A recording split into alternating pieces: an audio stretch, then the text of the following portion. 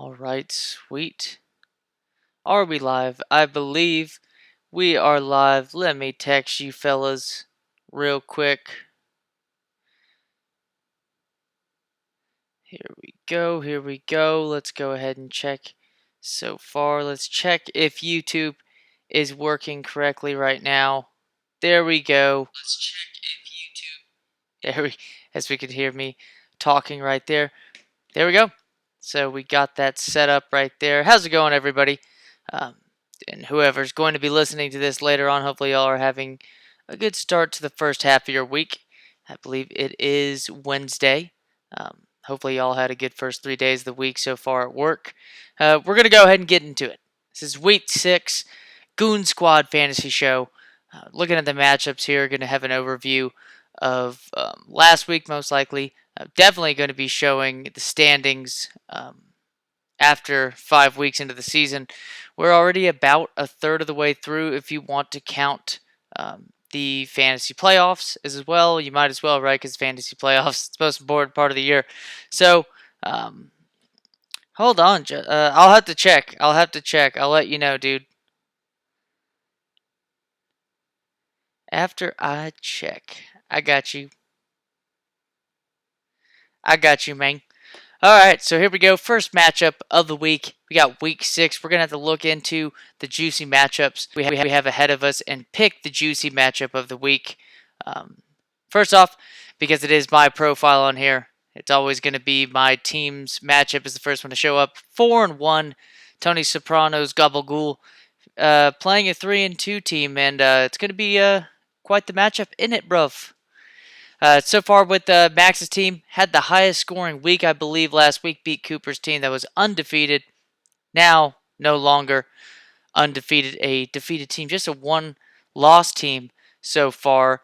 Nice win for Max's team last week. Looking at it, Patrick Mahomes facing Houston. It's best quarterback in football, especially by far for fantasy. Just leave him in your lineup every week, every time if he doesn't have a bye week, he's in your fucking lineup.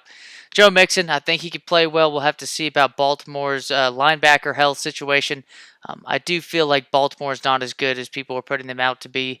I know I do have Lamar Jackson, but hey, where he was getting drafted in the draft doesn't mean, that he's bad or that their offense is bad. It's just, I think they're getting overrated to where people think they're like some top 3 team or something like that. Offensively, it's just not the case. I think Joe Mixon has a chance. I mean, you have him, you got to start him. I think he might have a good chance.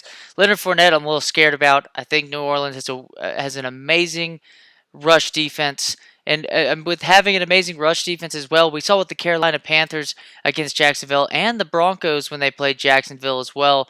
I believe when they were facing Jacksonville, they had 5 sacks Denver, and that was a Denver team that this is a Denver team that didn't have any sacks going into that game against Jacksonville, and they had 5 in that game. Well, mind you, Bradley Chubb is out for the season, but still, though, it scares me seeing that. I think the Saints are a great sleeper defense to play if you are pretty much sitting there. The waiver wire has been, swooped up the Cowboys, Ravens type defenses last minute. I think you can definitely play a Saints defense this week. We saw with Carolina last week, lots of pressure. I believe it was like 2 or 3 fumbles with an interception as well, and a touchdown by Carolina. It was just a smooth play by their rookie. I think Leonard Fournette's definitely in a tough spot, and I think this New Orleans team is one of the most underrated teams in football, and we're starting to see that with Teddy Bridgewater playing. Teddy Bridgewater had a great game last time, and I just think this Saints team overall is back in the same spot they were. The Rams don't look as good. The 49ers, we're just going to have to see later on in the season as they play better and better teams. The Browns I thought the Browns were going to win against the 49ers, but that's what I get for thinking that a team is due for a loss and that a team is due for correction or something. Again, it goes back to the Ravens being a little overrated to me, is that the Browns killed them with their offense, and then the 49ers defense looks really real, especially that front 7 of theirs. They have huge guys with Bosa and company. Marvin Jones facing Green Bay. Has a possibility. He's had a very good history against Green Bay in their matchups. However, though, it is tougher than usual over the past couple of years since Aaron Rodgers finally has a better defense in Green Bay. DJ Shark, like I said with Leonard Fournette, we saw Mike Evans get shadowed by Marshawn Lattimore, and we saw what the Saints defense are getting way, way better now. as the season has progressed. Slowing down the Cowboys, playing pretty well against Bruce Arians' offense. That Bruce Arians is just one of the better offensive minds in football, and they weren't able to do too much during the most of the game until they scored at the very end. Another touchdown at the very end, 2 touchdowns for my man Chris Godwin, number one wide receiver in fantasy at the moment, I believe, for both PPR and half PPR.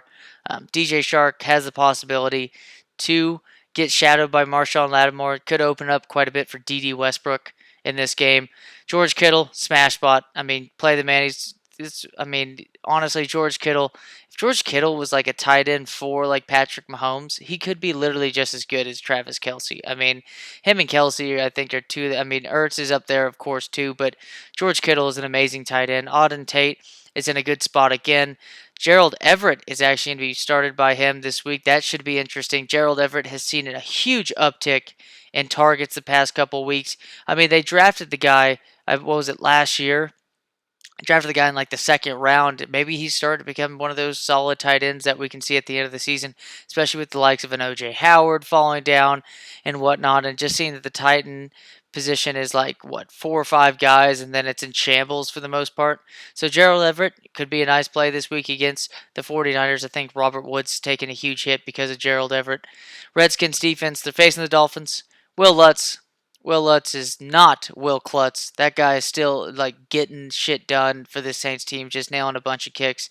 That offense still looks stellar. And when Drew Brees just sitting there, I mean, what are they 3-0 now without Drew Brees?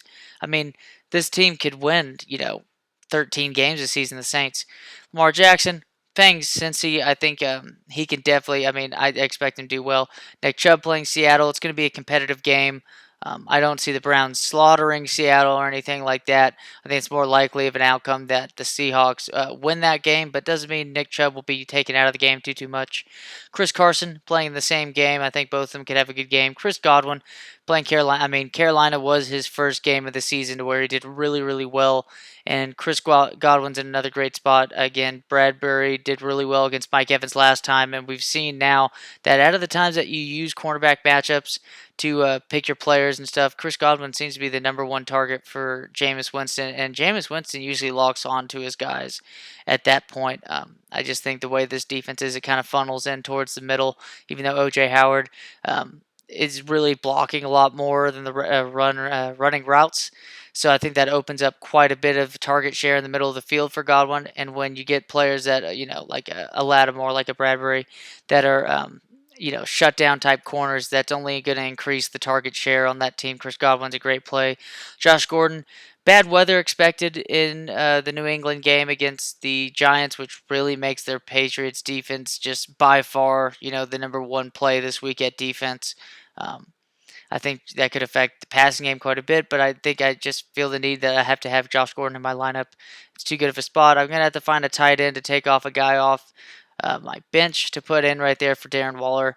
Still projected, a 50-50 game. This could be the juicy matchup of the week, but I am kind of factoring in 4 or 5 more fantasy points for whatever tight end I'm going to throw in at the end of the week. I got to see some Mark Andrews news, see if Hayden Hurst is a guy to pick. Aaron Jones right there at running back. Detroit's a harder team to face, but the Cowboys were seen as a tough team to face on the road as well. And, if Devontae Adams is out, expect again another trustworthy player for Aaron Rodgers. I mean, he didn't use Allison, didn't use MVS that much. So who did he use? He used Aaron Jones quite a bit in the slot. Went out to the slot to get, at least 7 receptions last week, as well as having his 4 rushing touchdowns. It's insane. Austin Eckler, I think, Pittsburgh has a tough rush defense, but Austin Eckler had 15 catches last week.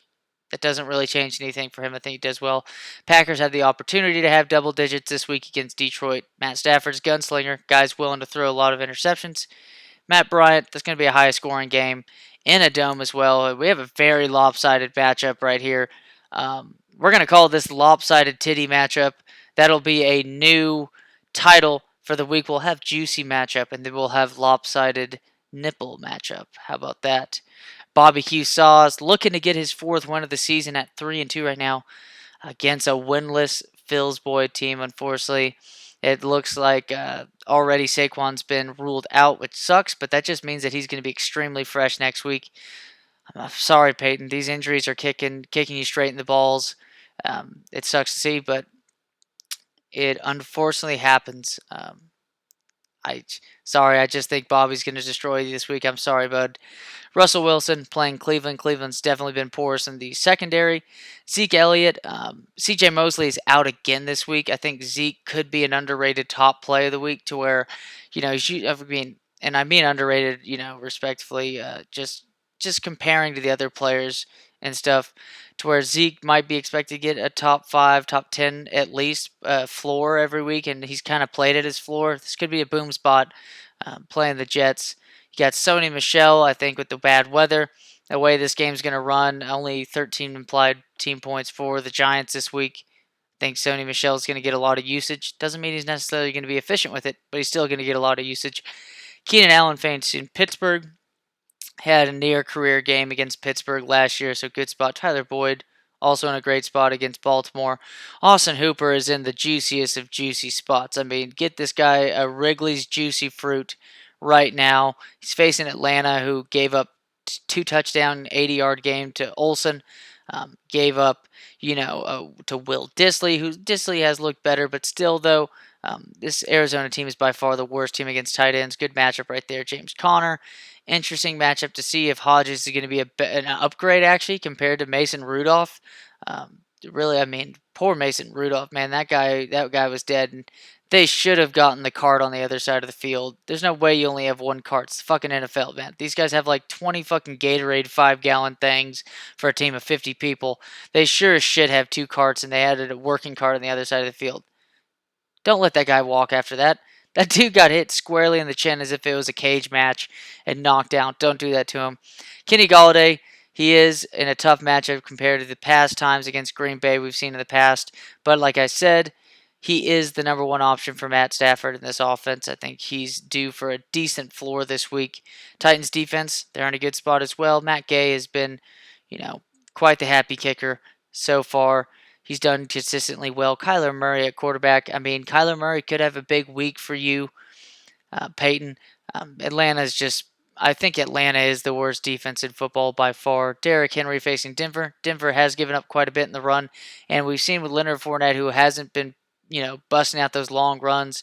Leonard Fournette was able to get 3 big runs. Derrick Henry's like the big run champ. Like that guy gets 150 yards like when he has those big games, because that man gets like a 75-yard touchdown run.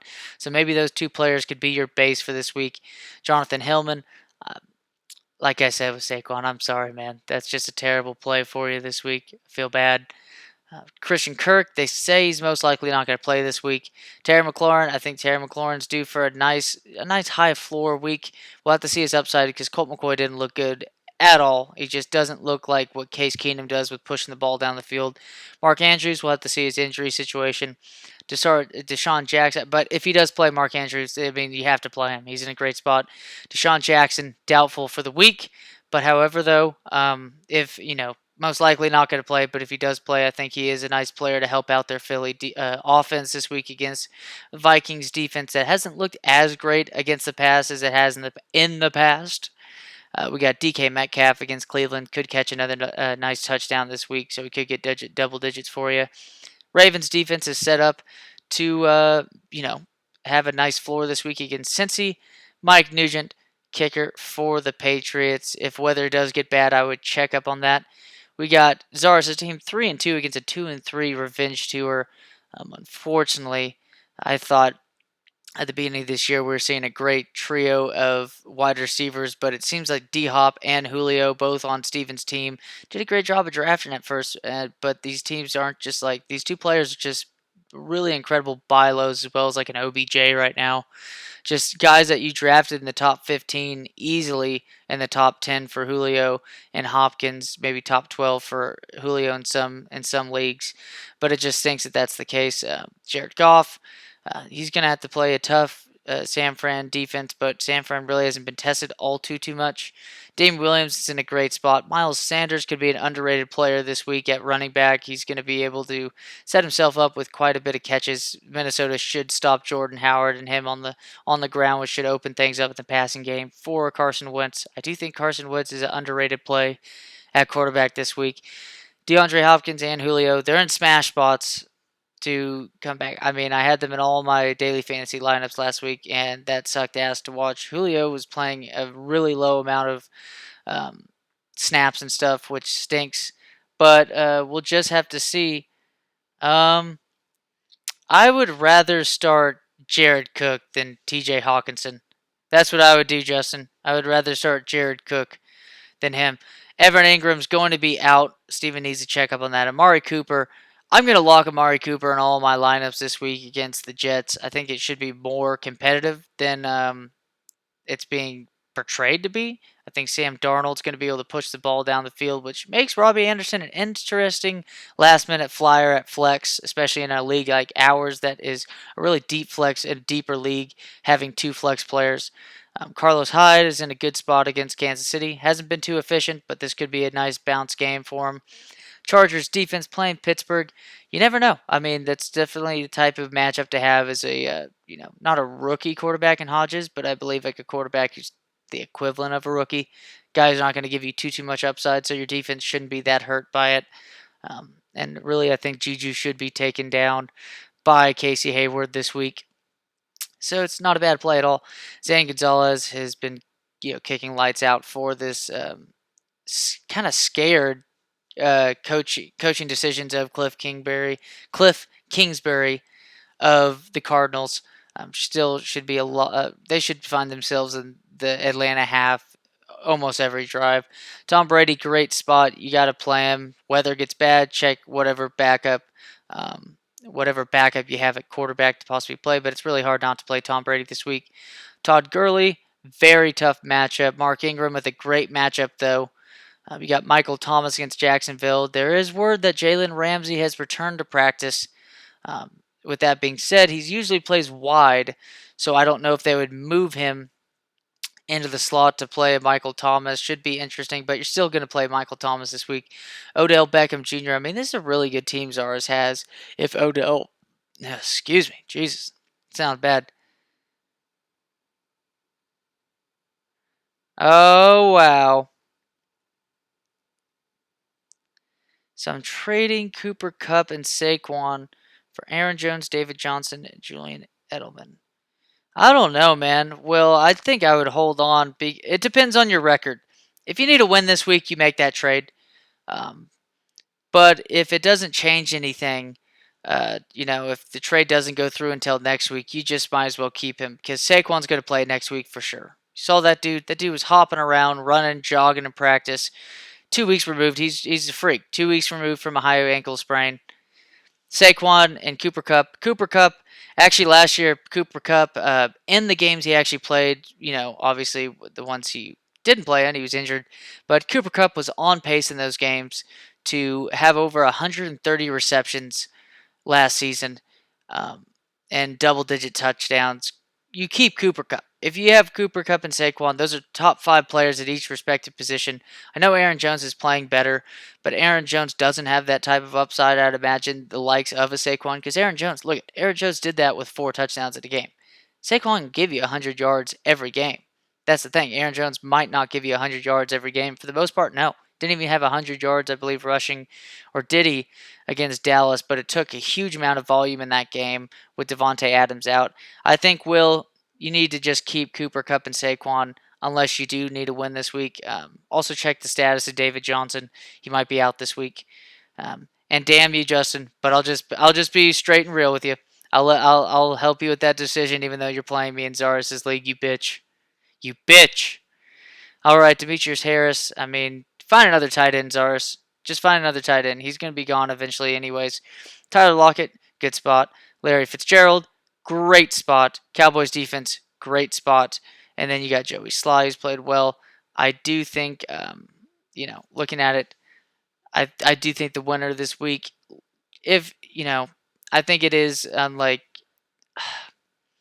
think it's Zaris' team is right now potentially going to be the one that you would pick most likely to win. 54. It's like 54% win probability when looking at it, is that I would most likely pick Zaris. But it wouldn't surprise me if you get 20, 30 points each by DeAndre Hopkins and Julio Jones. And I definitely think Amari Cooper is going to have a smash game against the Jets, who have not been good against wide receivers. We got Cooper's team starting to get hit by buys. I'm going to be playing Chandler's Denton Degens. Love that team name. And I love that you have Stewart as your thumbnail in there. 4-1 Cooper's team against a 2-3, a desperate little part of the season. You'd much rather be 3-3 than 2-4, because 2-4 sets you up to where you pretty much have to go 5-2 to finish the season out to get into the playoffs. And even then, you have to have the tiebreaker most likely, because there's usually 2 or 3 teams that are 7-6. Deshaun Watson, great spot. Christian McCaffrey's Christian McCaffrey. We know he didn't do well last time, but this Carolina team looks better. The defense looks better than when they played Tampa Bay too, and they still played pretty well against Tampa Bay. And Tampa Bay is down a couple of their starting linemen on what was already a crappy offensive line. So yeah, if y'all want to hit up Cooper, tell that son of a bitch to change his lineup, because he's going to have a couple players that are out. Definitely David Montgomery. Mike Evans against Carolina. I don't expect another good game right here. I probably watch us wake up to a 200-yard game by Mike Evans. What fucking ever. But at least, I really think Chris Godwin's going to have a great game. Again, Cooper Kupp, he should be one of the top 3 wide receiver plays this week. I think he has definitely easiest choice to have. I mean, he's going to be in your lineup automatic. He's an auto play in your lineup every single week, especially this week. He should have a very high floor. I think he has the safest floor out of any top wide receiver this week.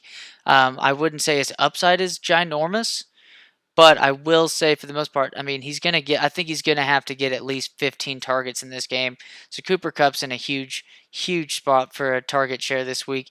Jared Cook, play Jared Cook. Sammy Watkins is dealing with an injury right now, and I think you need to get the heir to the Pringle Crisp Company, Mr. Pringle, on Kansas City to replace him, because he had a very good game with Watkins out. Emmanuel Sanders is facing Tennessee. Tennessee's one of the more porous type of secondaries in football. Definitely for the slot position. Bills had a slot player replace an injured Cole Beasley. Guy came off the practice squad a week ago, and he had a touchdown reception against Tennessee. So I think Emmanuel Sanders will have.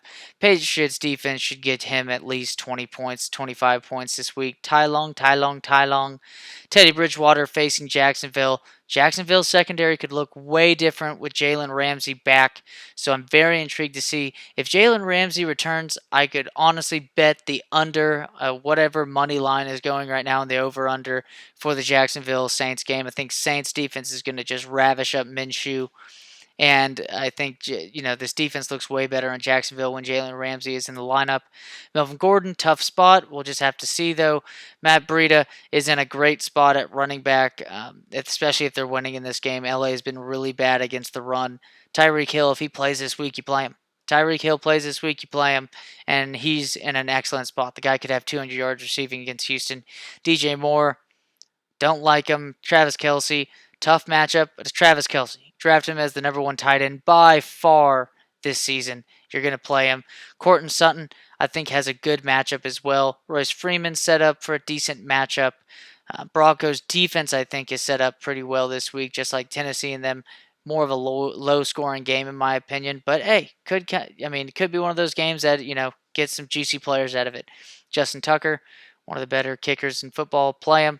I do think that it's going to be another loss though for Cooper this week. I think we're going to see a 3-3 Denton Degens, unless we do see the likes of Christian McCaffrey go off. Crazy things happen for the white man in London.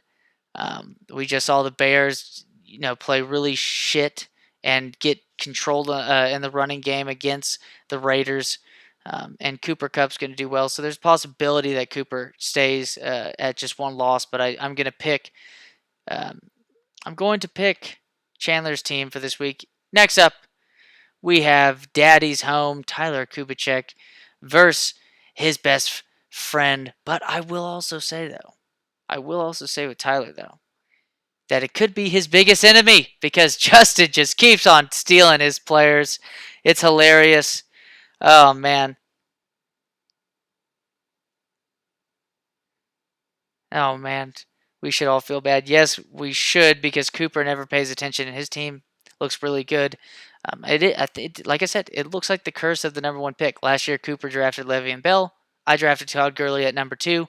I was sitting there looking at him like like the Newman meme from Seinfeld, just like staring at him sweating when he was just like, should I pick Le'Veon Bell or Todd Gurley? And I was like, my God, I want Todd Gurley. And it worked out. And this year, Peyton's team has taken the hit at the number one pick. Carson Wentz at quarterback. Justin, I think you should feel comfortable this week playing him. I think him and Zach Ertz should combine for at least 100 yards and a touchdown or two. I think Zach Ertz is one of the guys that isn't getting looked at compared to some of these guys in daily fantasy at tight end. His price went down to 5,400 on DraftKings, and you're seeing the likes of an Austin Hooper at 5,000, a George Kittle at 5,200. I think just see how the defenses are showing up in this game for Philly and the Vikings. I could see Philly's defense actually being underrated this week because they can just get a great amount of pressure up front and destroy that offensive line. With Carson Wentz playing against Minnesota, I could see Alshon Jeffrey coming through on a couple plays for sure, and definitely see Ertz having a nice connection. So I think Wentz can get things done with Miles Sanders out of the backfield. I do think Wentz is in a good high floor spot. Le'Veon Bell, I might actually lock Le'Veon Bell into my lineups this week, daily fantasy, because Le'Veon Bell, he's at 6,400. Le'Veon Bell's a top, top five running back talent, maybe. I mean, you look at a Zeke, you look at a Kamara, you look at a McCaffrey, you look at a Saquon, Dalvin Cook's up there too. But I think Le'Veon Bell is, I mean, he's just still a solid player in this league. And even with Darnold at quarterback, it wasn't him without Darnold gave him like more value. Now that Darnold's back, it increases his value even more. I definitely feel happy having him and Dalvin Cook because you'll have Cook to be the guy with big upside.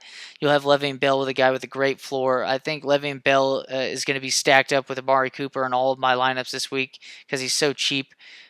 For a guy who's going to get at least 20, 25 touches this week against the Cowboys. Cowboys defense just got eaten up by Green Bay. And I think Robbie Anderson could make this defense have to back up a little bit. Same thing with Jamison Crowder. We'll have to see if Herndon's going to play. But I think Le'Veon Bell's going to have at least 8 catches this week. And that could get you, already 9 fantasy points. And he should most likely have at least 50 rushing yards. If not more. We'll just have to see with Darnold back there. Dalvin Cook, tough matchup, but still, though, can get it done in the passing game as we saw last week. Robert Woods, I'm scared for Robert Woods just because Gerald Everett's taking what seems to be, Cooper Kupp, like I said, just bringing it back to Cooper Kupp because him and Christian McCaffrey were made in a fucking lab, okay? I know McCaffrey's dad played in the NFL, but I think McCaffrey's dad slept around with another woman, and that woman is the mother of Cooper Kupp because they're god tier white athletes in the NFL. Cooper Kupp's just staying at around 15 targets a game while Robert Woods is taking the hit. Brandon Cooks, you don't really get anything taken away from him because Brandon Cooks is the big play guy there. He only needs about 6 or 7 good targets to have 100 and 150 yards in a game. I think Robert Woods has taken a hit so far. Yeah, I was like, I do like Dede instead of Mike Will, even though in itself, I do feel like Mike Williams could be in a very good spot. We'll just have to see because Minkah Fitzpatrick's going to try to guard Keenan Allen. And we saw Keenan Allen against Chris Harris. Chris Harris is amazing against Keenan Allen. He's done it most of every time, basically, except for one big game by Keenan Allen against Denver. But that was because he got like 20 targets that game, like a year or two ago. But Keenan Allen, he's slowed down already. Adam Thielen, I think if Philly gets a ton of pressure this game, that could hurt Thielen's chances to have big upside against Philly. I know Philly's a bad secondary, but if their front seven can really destroy that offensive line, it's going to be the equivalent of what we saw with how Diggs still had 100 yards against the Chicago Bears because Diggs is the better route runner between him and Thielen. And if there's time in the pocket for Kirk Cousins, he's going to end up looking for Thielen. But if it's really rushed Kirk Cousins, he's going to throw it to the guy who can get open faster, and that's Stefon Diggs, the better route runner.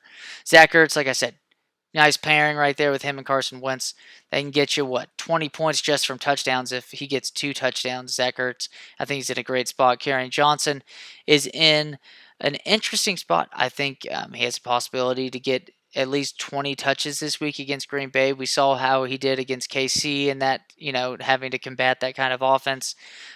It should be really interesting because I think the Detroit and Green Bay game will actually be a really good Monday Night Football game for sure. Mike Williams, it's between him and Dede. I'm on the fence because to me, like I said with DJ Shark, Marshawn Lattimore is going to move around. I bet to try to match him. I know Bradbury didn't stick around him too much. DJ Shark, I think Bradbury is more of a play on the side type of guy, one side of the field like a Josh Norman was a couple of years ago for Carolina. But I think Mike Williams could be the beneficiary. We saw him have 13 targets last week, so that's definitely intriguing. We did see more targets though by Dede Westbrook, so it should be it's gonna be a toss up. I think between those guys. Check your fantasy pros, see what they say, man. But we'll just have to see. Panthers defense, they're in a good spot. I believe just like they were when they played Tampa last time. They still held them to I believe only 20 points. To where we've seen this Buccaneers offense score at least 20 points or more than like 20 points. I think the last couple of weeks. Butker, great offense. Aaron Rodgers, I believe they're going to have to utilize Aaron Jones more in this one for Coob. To where Aaron Rodgers, it'll be a different Aaron, I think, having to get more usage. But hey, if Devontae Adams is back, expect Aaron Rodgers to definitely eat up that share of the fantasy points right there between him and Aaron Jones, getting more done in the passing game. Alvin Kamara, I think Alvin Kamara is in a really good spot, especially if Jalen Ramsey doesn't play. We saw McCaffrey get a ton of usage and do really well against Jacksonville. But more so, I mean, Jacksonville, I think, is a little bit better rush defense than we have been seeing with against teams and stuff. So, I mean, Kamara, though, pass catching back, it's got the same make as a McCaffrey, so he could do well. James White, I don't know. The game script's kind of eaten into my idea of just I would rather have LaShawn McCoy than James White this week. Will Fuller, look who's in your lineup now. Um, Will Fuller might give you a touchdown 100-yard game this week for sure. Definitely has that kind of matchup for him. I believe they will be playing in Arrowhead, so it will be harder for Deshaun and them. But however, though, I mean, still a good matchup. Um, this Houston team, I mean, Coob, man, you should have started Will Fuller last week. Come on, man, can't be doing that stuff. You'd be 4-1. You'd be 4-1 with that. But hey, it's whatever though. It's going to be an interesting matchup between these two. Delaney Walker, I just don't like Delaney Walker anymore. Sean McCoy, Damon Williams is getting more and more snaps eating into that. Jarvis Landry has played really well with OBJ, kind of underperforming. Vikings defense is interesting against Philly, but I do think Philly's defense is a better play than Vikings defense this week. Mason Crosby, I do think Justin's team has the makeup though. Thielen has a good spot. Ertz has a good spot. Kerryon Johnson has a good spot. Mike Williams or DD have good spots. And then Le'Veon Bell and Cook, hard to go wrong with those guys unless, you got a Alvin Kamara come in and like a Devontae Adams come in this week and play really well to where Aaron Rodgers does end up playing pretty well. Tilden's team, this is a team that I'm actually decently surprised to see that Tilden's team is actually ahead of Peyton's team. Just never have seen that, unfortunately, for Peyton. RIP to your team. Matt Ryan's in a good spot again to have at least 300 yards, 3 touchdowns again, so that's a good spot. Peyton Barber, we saw what he did against Carolina last time, but leave it up to the Tampa Bay Buccaneers. He scored last week, so what if Ronald Jones has a really good game against Carolina? I could see that. Rashard Penny, against Cleveland, he just still isn't getting the usage. I thought a lot of people were seeing that Carson could lose his job to Penny, but at the same time, it doesn't appear that way. Carson fixed his fumbling issues, and he didn't even fumble like in college, right? Was that the thing? Or he hasn't fumbled more than twice before he had his fumbling woes, and like all the way in his career leading up to this season. So Carson has definitely fixed that, and Carson's the bell cow right now in Seattle. Mohamed Sanu, definitely starting to, he's actually the highest snap count leader for the wide receivers. Julio Jones was the lowest out of the wide receivers last week, ironically enough. I think Mohamed Sanu is starting to really eat into Ridley's upside. So that should be interesting to see. I think he's a nice floor player for you. Chris Conley, try to find if you can put a Diggs ahead of Conley and see if you can get Conley out of your lineup. I just don't like it. Greg Olsen, though, is in a bounce back spot. We saw what he did against Tampa Bay last time, 100 yards, 6 catches. And Kyle Allen's going to have to try to utilize that, especially through the air, because I do think Tampa this time is going to be, it should be a high scoring game. this time around in London, for the most part, I think, to where Panthers defense could have a pick six or two. MVS, we saw how much he struggled. I think MVS might be better when Devontae Adams is in the lineup because I don't think MVS is experienced enough to deal with that type of number one attention to him.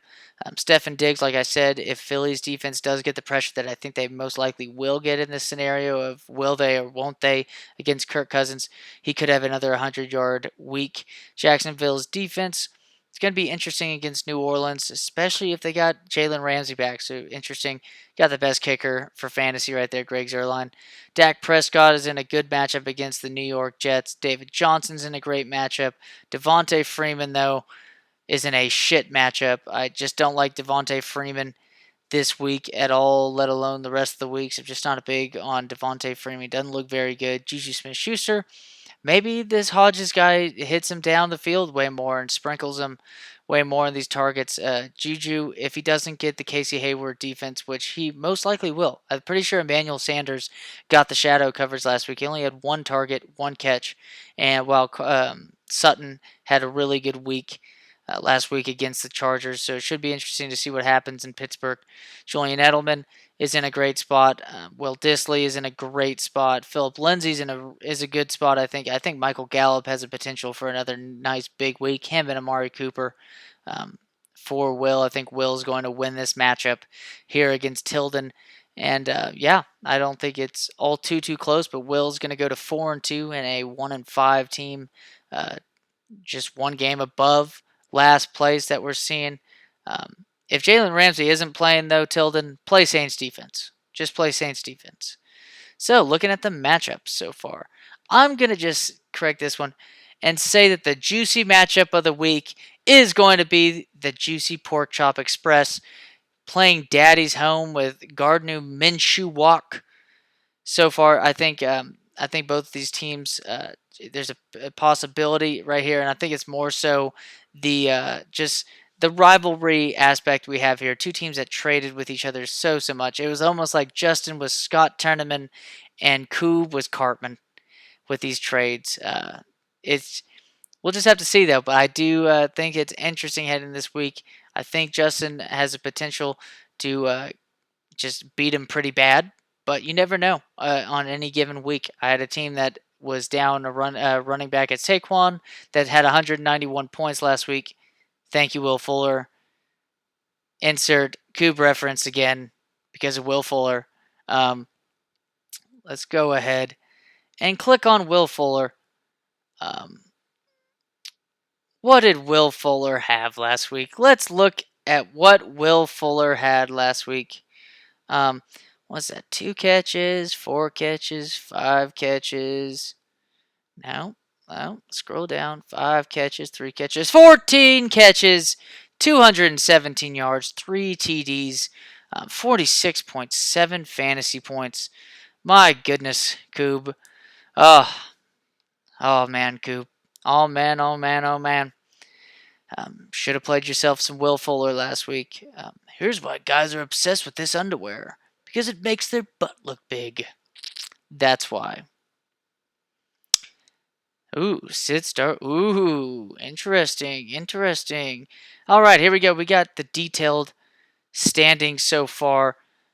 Number 1 place due to the tiebreaker. Cooper's team was 743 points for at 4-1. My team 720, with a huge week the past couple of weeks to make up for the ground right there on the tiebreaker for Cooper's team, chasing him up at 4-1 as well.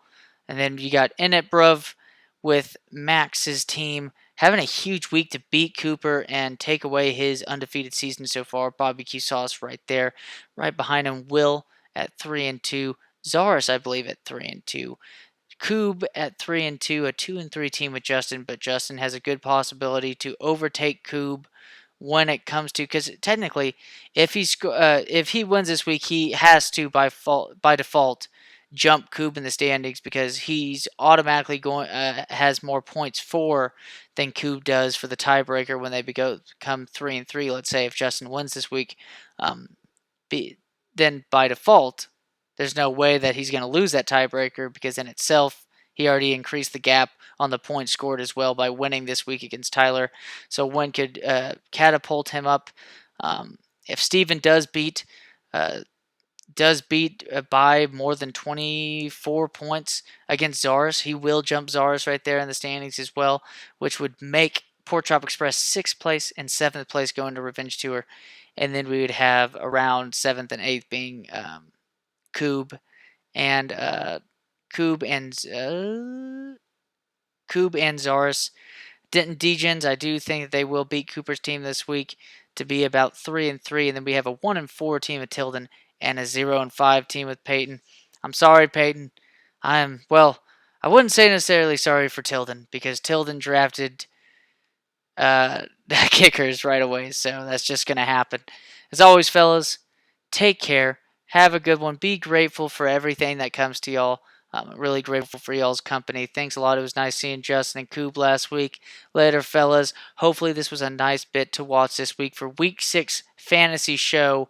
I'm going to look more into the Zoom presentation thing to where I would love to do one, like a Sunday morning show and stuff like that, to where we could talk about injuries, just as they're most up to date ones right before kickoff. It's really easy to see, and it'd be really fun once it's easy to see with that nice spreadsheet ahead of us with the NFL injury list of inactives, actives, most likely to play in later on games. Be interesting to see what kind of players are on the fringe that we have to debate about. Not so spend our time thinking about Dalvin Cook or Le'Veon Bell. Those guys are going to be in your lineups every single week. We're going to think about the Mike Williams of the world, the D.D. Westbrooks. Seeing who you can replace Chris Conley on your roster. See if you feel content with having an Emmanuel Sanders this week, even though he bombed last week. We'll just have to see. As always, fellas, take care. Have a good one. And hopefully we'll get in the talks about that. But y'all, good luck to your matchups this week, starting tomorrow. I definitely am really interested in the showdown slate on DraftKings for the Patriots game. I'm banking on that Patriots defense and Sony Michel's. Later, fellas.